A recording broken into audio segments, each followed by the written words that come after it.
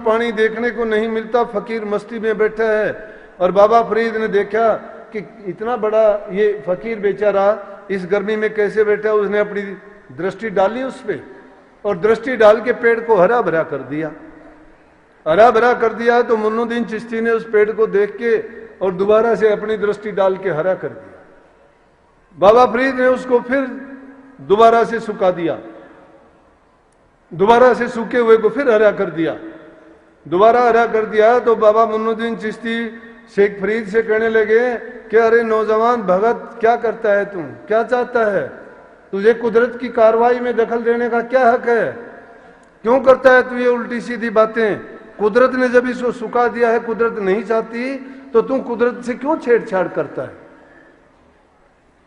उसके दिमाग में आई तो उसने मान लिया उस बात को।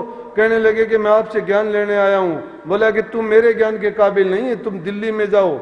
और दिल्ली में उस समय काकी था, बख्तियारुद्दीन चिश्ती काकी।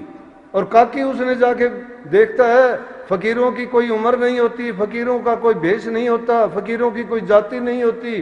अरे फकीरों के पास तो फकीरी शक्ति होती है, और शक्ति की कोई जात नहीं, कोई उम्र नहीं, कोई वक्त नहीं, कोई दिखावा नहीं।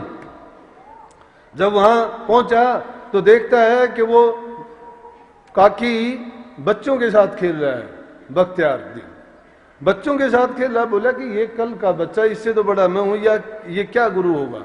तो उनको बड़ी प्रश्न सूचक निगाहों से देख रहा था। तो उन्होंने क्या किया बख्तियारुद्दीन ने कि उनको देख के समझ गए उसकी मनोभावना को, और वहां से खेलते खेलते एक टेंट के अंदर गए। वहां जाके एक बूढ़े फकीर का भेष लेकर बाहर आए। बोला कि अब तुझे दिखाई देता हूं कि मैं पूरा फकीर हूं। तो उस टाइम बाबा फरीद ने उसके चरण पकड़ लिए और कहने लगा मैं आपसे दीक्षा लेने के लिए आया हूं। बोला कि दीक्षा तो देनी जरूरी है, लेकिन कभी भी परमात्मा की मौज में दखल नहीं देना, उसकी जो कार्रवाई है।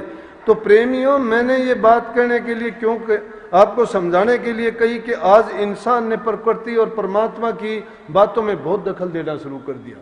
नाजायज पेड़ों की कटाई करते हैं, भूमि को इधर से उधर खिसका के झीलों को भर दिया गया है, पहाड़ों को तोड़ रहे हैं, और जो पानी के स्रोत थे उनको बंद कर दिया है।